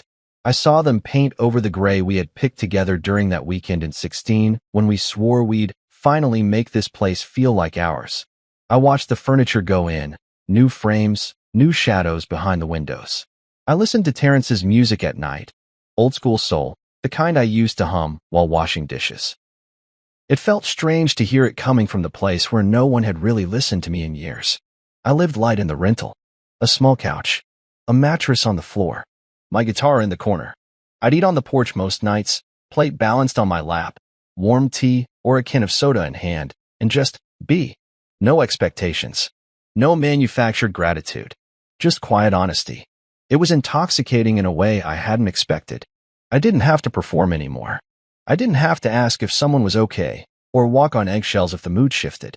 I didn't have to pretend I didn't notice how often my name got left out of conversations, plans, and photo captions. And then Thursday came. They returned mid-afternoon. A sleek black SUV pulled into the driveway I no longer owned. I recognized the sound of it before I even saw it. Callie's favorite playlist blaring. Laughter. The sound of luggage wheels bumping along concrete. I stayed seated on my porch, a paperback cracked open in my hands, heart calm like still water. Marisol stepped out first. She wore a wide-brimmed sun hat, the kind that screams luxury and entitlement, and oversized sunglasses. Her skin was kissed by the Italian sun. Her wrist jingled with new bracelets. She paused halfway to the front door, tugging her luggage behind her. Callie followed, speaking too loudly on her phone, until she looked up and smiled at the sight of their house. That smile didn't last. Marisol reached for the front door like it belonged to her, like muscle memory would save her. She slipped her key in and turned. Nothing. She frowned, tried again, jiggled the lock harder. Still nothing. Then she froze, eyes narrowing at the doorbell camera. It had changed. Smaller now, sleeker. Not ours. Callie had just started to ask, is the door messed up, when she noticed the for sale sign still on the lawn, flipped to sold. Her mouth parted, confusion spilling into disbelief. Marisol stared at the sign like it had appeared from smoke and lies. Then came the sound of the deadbolt turning, Terrence opening the door. Can I help you? He asked, holding a half-eaten sandwich in one hand and Boomer's leash in the other. Marisol blinked, took a step back. This is our house. Terrence looked over her shoulder at the sign. Not anymore. She shook her head, disoriented, lips parting to protest. But he calmly pulled a document from his pocket, the receipt of truth. Closed 3 days ago. Fully legal. Title cleared. I can show you the paperwork if you want. She reached for her phone, fingers trembling. This must be a mistake. This isn't possible. Callie stood there, silent now, eyes scanning the house like it had betrayed her. Then she saw me. Her face turned. She pointed. Dad? I lifted my cup of tea and raised it toward them, casually, then picked up my phone. Marisol's phone buzzed in her hand seconds later. I watched her look at the screen. Her lips tightened as she read the message. You should have FaceTimed me from Rome. Instead, here's your tour of reality. I stood slowly, walked inside, and closed my door. I didn't need to say anything more. They were locked out of the house, of my trust, of the life they once ran with my hands holding it all together. And the man inside now? He had a loud dog and no apologies. A perfect fit. They stood there like tourists who'd gotten off at the wrong stop. Callie's phone dangled in her hand, her jaw slightly slack, and Marisol still wore that ridiculous wide-brimmed hat like she was in a perfume ad. Her sunglasses slipped slightly down her nose, revealing eyes that flickered from disbelief to something that almost looked like fear. Terrence, holding Boomer's leash with one hand and the other still on the door, tilted his head at them like they were solicitors trying to sell him something he didn't want. Marisol stepped forward, pulling out her phone again as if the lock would start working once she hit redial. This has to be a mistake, she murmured, more to herself than to him. This is our home. You can't just... Terrence cut in, his voice calm and unimpressed. Lady, your name's not on anything that matters. The guy who owned this house signed it over. Cash deal. Closed days ago. The deed has my name now. Not yours. Callie looked between them, visibly confused. But, wait, how? We were only gone for a week. She turned to Marisol, dropping her voice. Did you know about this? I didn't, no, Marisol stammered, trying to piece it all together like a puzzle that had already been burned. He wouldn't. He couldn't. I watched from behind the curtains of my rental. The cup of tea in my hand had long gone cold, but I hadn't moved to refresh it. This was the moment I had waited for. Not out of pettiness. Not for revenge. But for balance. For the truth to finally have a shape they couldn't ignore. Marisol stepped back from the door and stared at the front of the house like she didn't recognize it. The porch now bore Terrence's custom-made welcome mat that read No Drama Zone. There were potted plants on the steps, his, not mine, and a wind chime hanging from the beam. The air was different. Not because of the house itself, but because it no longer responded to her presence. The power had shifted.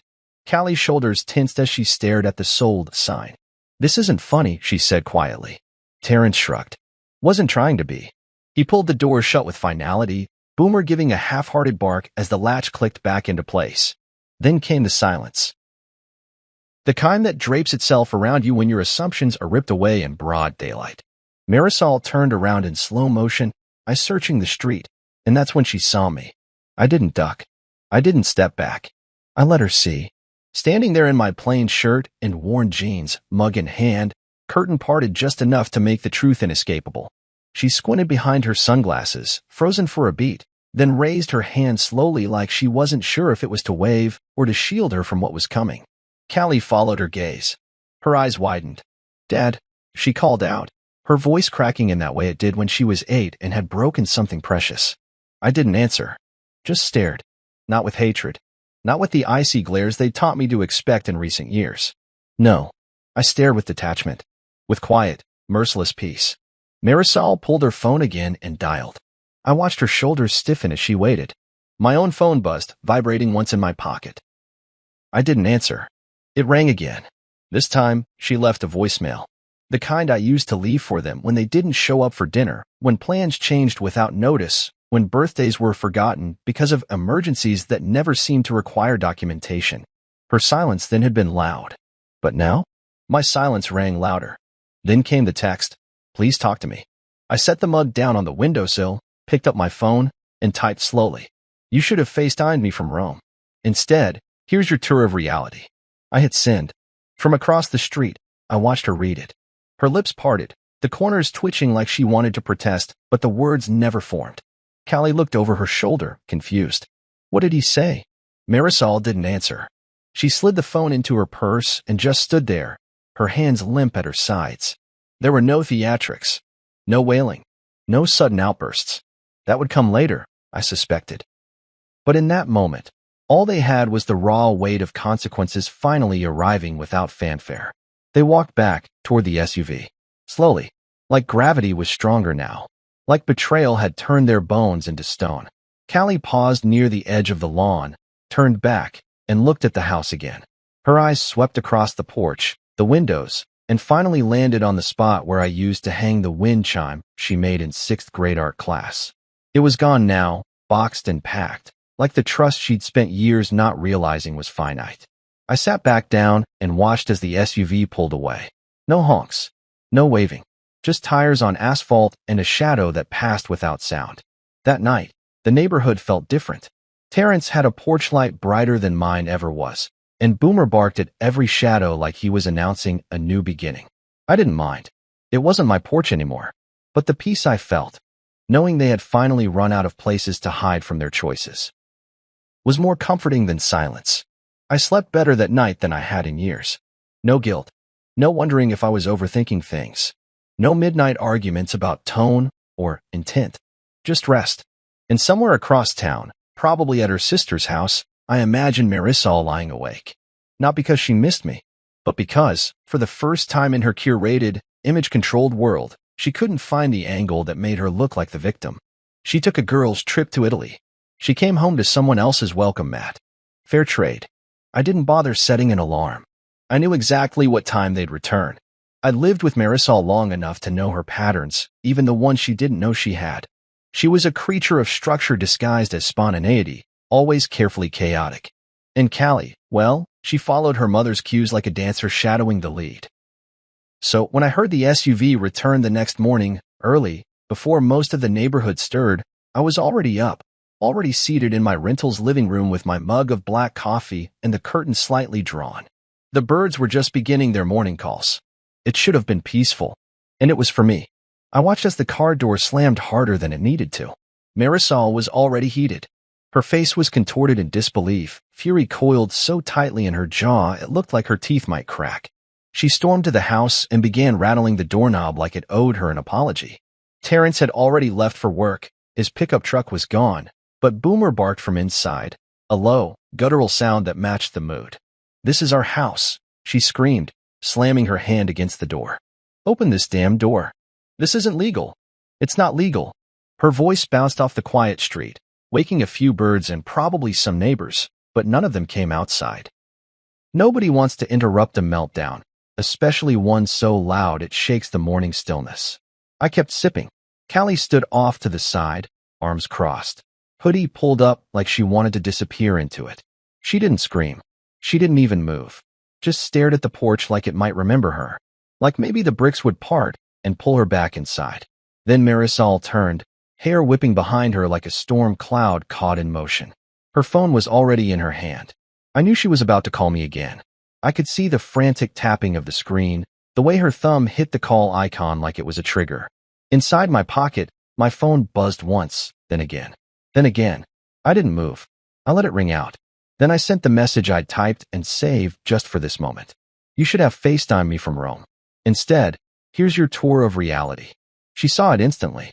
Her hand dropped like it had been stung, phone screen still glowing as she stood frozen on the lawn. For a moment, the fury paused, suffocated by disbelief. And then, the scream. Loud, unfiltered, raw with the realization that this wasn't temporary. That this wasn't a prank or a scare tactic or some lesson she could manipulate her way out of. This is cruel, Jonas, she shouted, stepping off the porch and turning to face the house next door. What kind of man does this to his family? I stood, calm, walked slowly to the window, and pulled the curtain fully aside. Our eyes locked across the short stretch of driveway. I raised my mug again. Not a smirk, not a taunt, just acknowledgement. She saw me. And for the first time in years, she really saw me. Callie's voice broke through the tension, a whisper by comparison. Dad, please. What's going on? Why are you doing this? That question was the final spark of delusion that made my jaw tense. I opened the door slowly and stepped out onto the porch, the air crisp against my skin, the weight of everything behind me no longer something I had to carry. I didn't yell.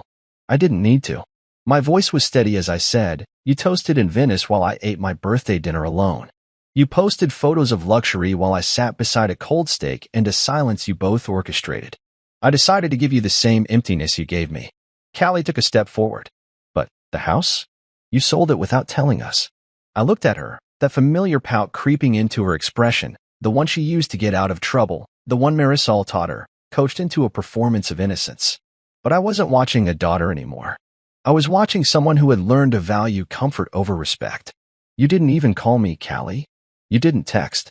You didn't check in. I paid for the trip you told me we couldn't afford. And then you both vanished.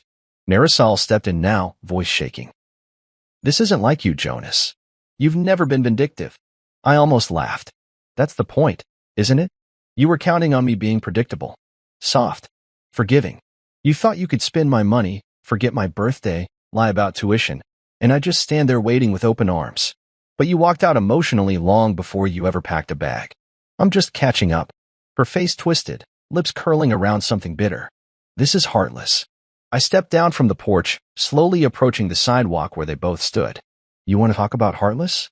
I asked, voice now low, steady. Let's talk about watching your husband grow older and pretending he's invisible.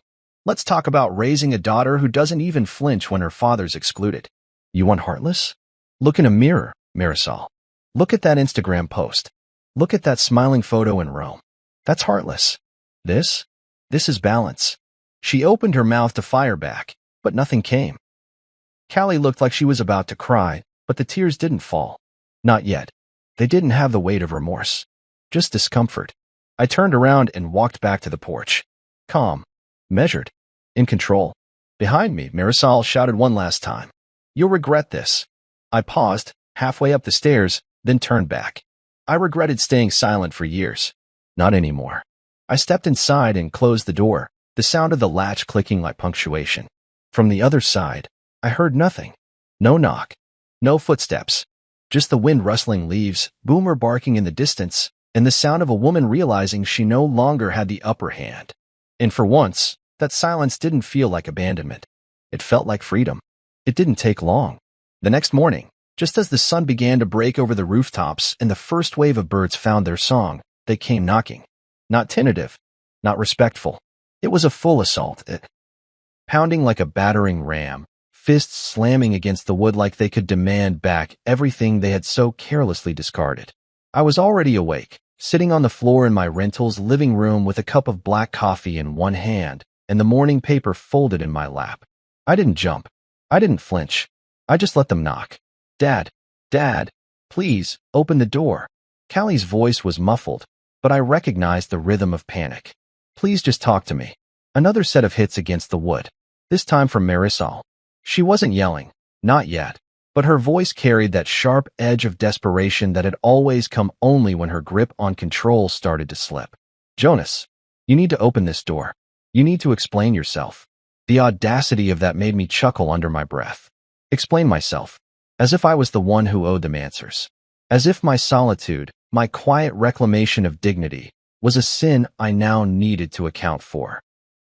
I took another slow sip and set the mug down on the table before walking to the door. I let the seconds tick by as they continued knocking, each thump a punctuation mark in the long paragraph of disrespect I'd endured for years. When I finally opened it, I didn't swing it wide. I cracked it just enough for them to see my face. Callie was standing closest, red-eyed, hair pulled into a messy bun, hoodie zipped up to her chin like armor. Marisol stood behind her, arms crossed, sunglasses hiding the damage, but not well enough. I looked at my daughter first. Her voice was tight when she said, "Why would you do this to us?" The word has hit me square in the chest, not because it hurt, but because of how false it sounded. Us? Where had we been when they boarded the plane to Rome? When they drained the savings account? When my birthday passed without a call, a text, a scrap of recognition? I didn't respond right away. I just opened the door a few inches more, leaned against the frame, and let the silence answer for me. Callie's expression began to shift. Her lips trembled like she was searching for the right script but couldn't find her place in it. I watched the gears turn in her head. This wasn't the dad she knew. I wasn't delivering platitudes or absorbing pain like a sponge. I was, still, calm. And it scared her. Marisol stepped forward. "Jonas, we need to talk like adults. You can't just go off the rails and sell the house. That was Callie's home. That was our life. Our life." I repeated, voice low and even. "You mean the life you decided to vacation away from while I ate dinner alone on my birthday?" Her jaw clenched. I kept going. "You could have told me the truth. About the trip. About the money. About the way I apparently stopped matching. Instead, you lied. You didn't flinch while using my account to book a 5-star escape. You didn't think twice before cutting me out of my own family. And now? Now that the locks have changed and the deed is no longer yours to pretend with, you want a conversation." She dropped the sunglasses then, letting them dangle from her fingers. Her eyes were bloodshot, makeup smudged under each one. She looked smaller than she had at the airport photo in Rome. Smaller and real. "This isn't like you," she said. "You're kind. You're steady. I cut her off with a quiet laugh. "That's the problem. You mistook my kindness for weakness. My steadiness for submission. You thought I wouldn't act, no matter how far you went." Callie tried again, quieter now. "You didn't even call to warn us." I stepped fully into the doorway, not threatening, just present. "Neither did you, Callie. You." I'm simply matching the silence. Her face crumpled. I could see the moment the tears won. "I didn't mean to hurt you." I sighed. "Then maybe next time, you won't follow someone who does." Marisol took her daughter's arm gently, like she needed to keep her from collapsing. "You think you've made a point, but you've just proven you're capable of cruelty." "No," I said. "I've proven I'm capable of clarity. You two thought you could rewrite the rules of this family without telling me. I just returned the favor. I rewrote the future." She opened her mouth, then closed it again. I didn't need to say more. I looked at Callie, really looked at her. "I hope you learn from this.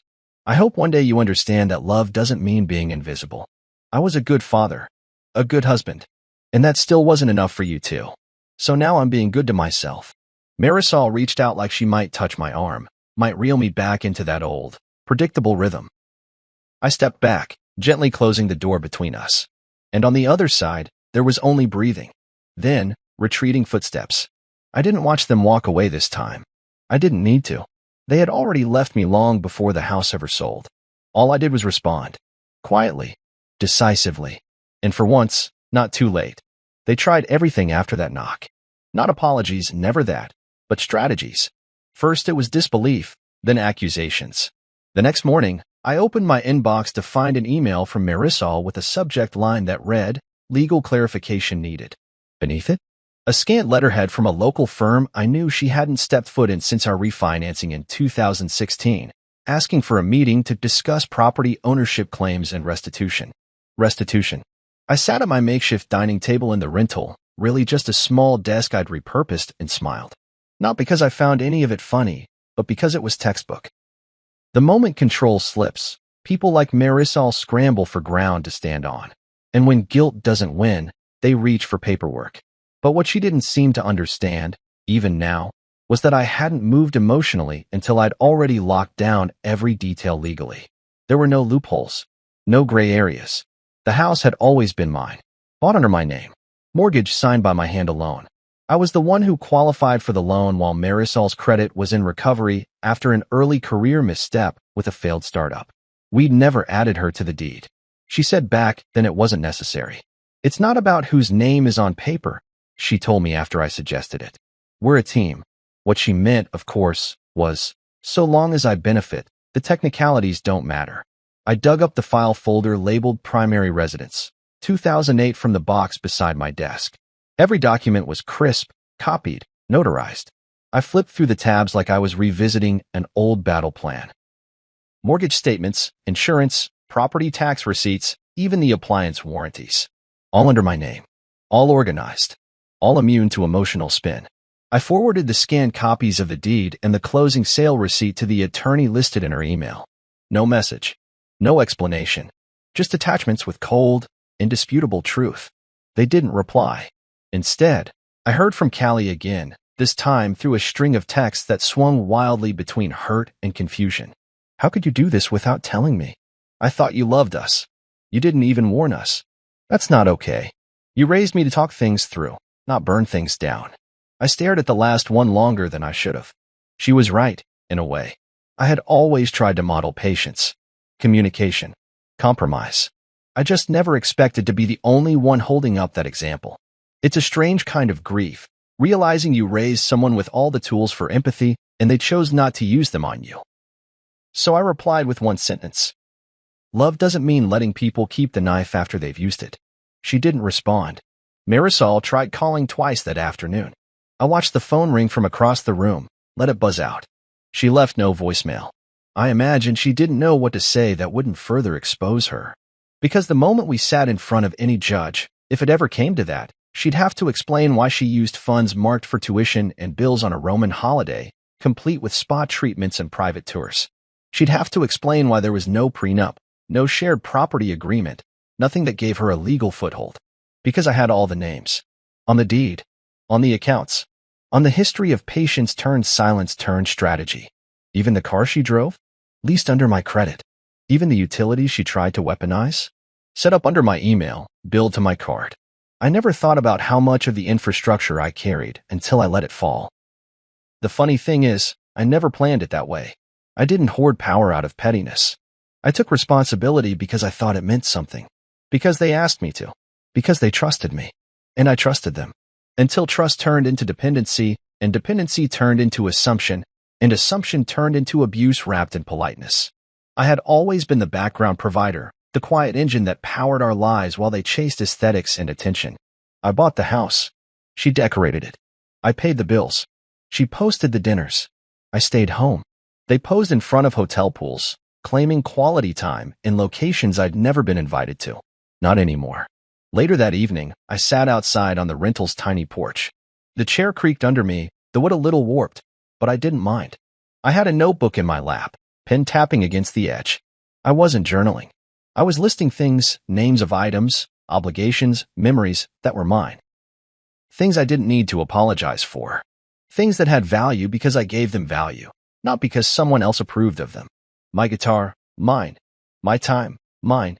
The silence in this space, mine. My name, undiluted by anyone else's drama, mine. They couldn't take that. Not with emails. Not with tears. Not with manipulation dressed as reconciliation. I remember the early years when Marisol would sit beside me on that porch, sipping wine, sketching dream renovations in a notebook we never filled. Back then, she used to ask what I wanted, where I saw us going.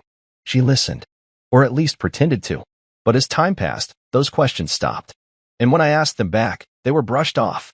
We'll figure it out, she'd say. Let's just live in the moment. I didn't know the moment was Rome without me. I didn't know figuring it out meant I'd eventually be treated like a ghost in my own life. But now the house was gone. To them. To me, I had a home again. Even if it was smaller. Even if it was rented. It was free of performance. Free of pretending. It echoed only my thoughts, my breath, my laughter when it returned. No one looking past me. No one using my name as a debit code. So when people ask how I could sell the house without discussing it, I say this. I discussed everything. For years. With my presence. My patience. My consistency. They just didn't listen. But the deed? That listened. That held my name when no one else would. She didn't wear makeup when she showed up this time. No sunglasses, no pretense. Just a wrinkled t-shirt, no jewelry, and a look on her face that hovered somewhere between defiance and collapse. I saw her walking from the corner of the street, slow, unsure, but determined to reach my front porch like it was her last resort. Boomer barked once from Terrence's window next door, then settled back into his corner. Even he knew this wasn't a moment to interfere. Marisol stopped at the edge of the porch, her hand trailing along the banister as if touching something anything could anchor her. She looked around. At the chipped paint. The sagging plant I forgot to water. The folding chair I'd been using instead of furniture. And then she looked at me. I didn't speak. Just sipped my coffee and leaned back. I wasn't going to make this easier. I wasn't going to make it soft. I just want to talk, she said finally. Her voice had a quiver in it, but not from emotion. From exhaustion. She wasn't there to scream anymore. She was there to salvage what she could, or at least try to rewrite how the fall had happened. I nodded toward the second chair, the one I had pulled out for a neighbor the other day. She sat slowly, as if afraid the seat might give way beneath her. I waited. After a moment, she broke the silence. You humiliated us. I stared at her. Let the words sit. She didn't flinch. She meant it. I exhaled through my nose, then met her gaze. You left me alone on my birthday and spent my money on a trip you lied about. You didn't call. You didn't text. You posted pictures of aperitifs and sunsets like I didn't exist. And now you're upset that the world didn't stay on its axis when you returned. It wasn't supposed to be like that, she murmured, eyes falling to her hands. We weren't trying to hurt you. No. I asked, voice sharper now. Then what were you doing, Marisol? Educating Callie on how betrayal looks in high definition? Teaching her that it's okay to leave someone behind as long as the lighting is good. She looked like I'd slapped her. I didn't raise my voice. I didn't need to. Truth has its own weight when delivered calmly. You think what I did was cruel, I said, leaning forward now, elbows on my knees. But I didn't create this moment. You did. I just let the consequences catch up to your decisions. Her shoulders tensed. I didn't think you had that in you. And there it was. The most honest thing she'd said in years. The root of it all. I was supposed to be safe. Predictable. The one she could count on to forgive, to absorb the damage, to carry the weight in silence. I nodded. Exactly. That's why it worked for so long. She looked at me now, really looked at me. Not as the man she curated to fit the image, not the placeholder husband she could overlook while chasing some idea of glamour and freedom.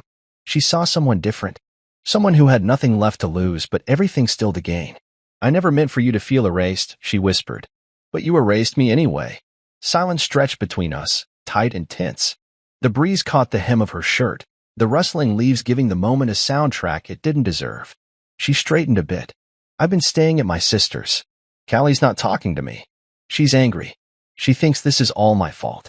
I gave a small, humorless laugh. Smart girl. She sighed. I don't want it to end like this. What exactly is this, Marisol? I asked. The house? The marriage? The illusion? Because let me be clear, I didn't end anything. I just stopped lying to myself. She blinked. Hard. Her hands clutched each other in her lap like she was trying to wring some version of herself out of her palms. You were always so calm, she said. Even when I pushed. Even when I crossed lines. I nodded. That was my mistake. I mistook being calm for being good. I thought if I kept the water still, no one would notice how much I was drowning. Her lips trembled now. We were unhappy. I didn't know how to say it. So you flew to Rome instead. She looked away. I leaned back. I'm not angry anymore. And that's what makes this worse for you. You thought I'd rage. Thought I'd spiral or chase you. Beg you to explain. But I'm done explaining things that people who love me should never need clarified. I thought you'd always be there. Exactly. And that's why you stopped showing up. Because you thought I never would. Tears finally welled in her eyes, but I didn't reach for her. Not anymore. That was a man I used to be. He lived in a house I no longer owned. I'm sorry, she said. Quiet. Genuine. But too late. I nodded. I believe you. Does that mean? No. I cut in gently. It means I believe you're sorry. But that doesn't change what you did. And it doesn't mean I want you back. She looked like she'd swallowed something bitter. You used my kindness as a safety net, Marisol. You taught our daughter to do the same. And then you both stepped off the high dive and expected me to catch you with a smile. But I'm done performing. I'm done cushioning your landings. She stood slowly. Her legs were shaky. I stood too, opened the door behind me. She stepped back. So that's it. I nodded once. That's balance. She looked like she wanted to say something else. A plea. A threat. A memory to weaponize. But nothing came. Just the weight of being held accountable. She turned and walked away, slower this time. No drama. No exit line. Just silence. I stepped back inside, closed the door, and let the peace take its place again. Some people call truth cruel. But I know better. Truth doesn't destroy. It reveals. And sometimes the most loving thing you can do is stop protecting people from it. The first time I opened all the windows at once, the house felt like it exhaled. A soft breeze swept through the living room, rustling the edge of a thin curtain and nudging the scent of fresh paint into every corner. It wasn't much, this rental, but it was mine now. At least, the air inside it was honest. The walls didn't carry arguments. The floor didn't echo the weight of a love that had long since collapsed under the pressure of performance. It was just space. Quiet. Light-filled. Unapologetically simple. I'd repainted the porch the weekend after Marisol's last visit. Not out of spite. Not to cover anything. But because I wanted something that felt like a beginning. Something fresh. I chose a muted sage green. Nothing flashy. Nothing trendy. Just soft and earthy. Something a man could drink his coffee on in peace. I planted sunflowers in mismatched pots by the steps, not caring that they leaned unevenly. They still turned their faces toward the sun, and somehow, that felt like enough. Each morning, I sat on that porch with my mug and watched the world stir awake. Some neighbors nodded. Some avoided eye contact. Word had spread. People love a good scandal, even if they're too polite to admit it. He sold the house while they were in Italy. I overheard once from two teens on bikes. Savage, one of them whispered, grinning like I'd just broken the fourth wall of suburbia. I didn't correct them. Let them think what they wanted. People always do. The truth was, I didn't do it to be savage. I did it to breathe. And now, I could. The strange thing was how fast peace settled in once I stopped fighting for something that had already left me. The nights were quiet again. I slept without clenching my jaw. I ate without waiting for someone to ask what was wrong. The absence of conflict didn't feel like emptiness. It felt like a second chance. Not at love. At self. I still saw them sometimes. Marisol and Callie. They moved in with Marisol's sister about 20 minutes across town. Not far, but far enough to feel like different planets. They didn't walk the neighborhood anymore. Didn't show up to block gatherings or poke their heads into familiar yards. And when they drove past, on the rare occasions they didn't look at me. They didn't have to. I always waved. Not to mock them, but because I wasn't hiding. Callie was the one who looked away the most. Her face would stiffen in the passenger seat, eyes fixed on her phone, pretending I didn't exist. That hurt in a different way than Marisol's betrayal. Callie was my girl once. My little shadow.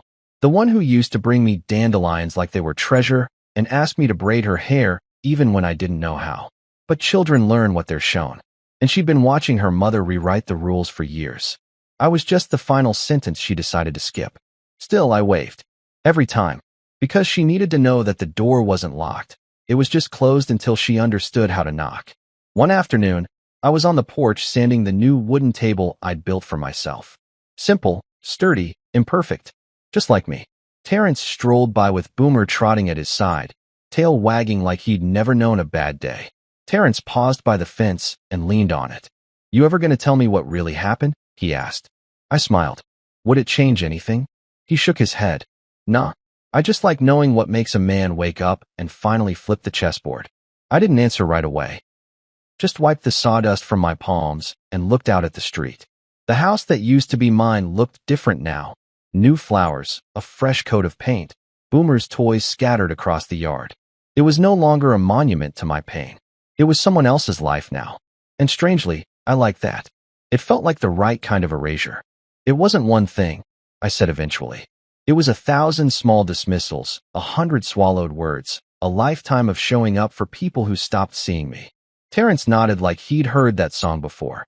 And now, I looked at the porch, the sunflowers leaning toward the light, the table built with my own hands, the silence that no longer suffocated. Now I wake up and everything I see belongs to me again, I said. Not in the legal sense. In the soul sense. He clapped his hand once on the fence. That's the real kind. After he left, I sat on the porch for a long time. Watched the shadows stretch across the street. I thought about how much energy I used to spend trying to prove my worth. At home, in conversations, even in the silences where I waited for gratitude that never came. It's exhausting, trying to be seen by people who refuse to look. But this porch didn't ask me for anything. It didn't withhold affection. It didn't weaponize distance. It just held me, quietly. That night, I made dinner for one. Pasta, garlic bread, a little red wine. I lit a single candle, not out of loneliness, but out of reverence for peace. I turned on a record, something soft and slow, and sat at the table with a folded napkin, a worn book beside me, and no one's judgment hanging in the air. This wasn't the life I planned, but it was the life I reclaimed. And it turns out, there's something holy about reclaiming your own damn story. About saying, this ends with me, and not needing applause to validate it. Because a house is just walls. But a home? A home is wherever you no longer have to explain why your silence is finally louder than their noise.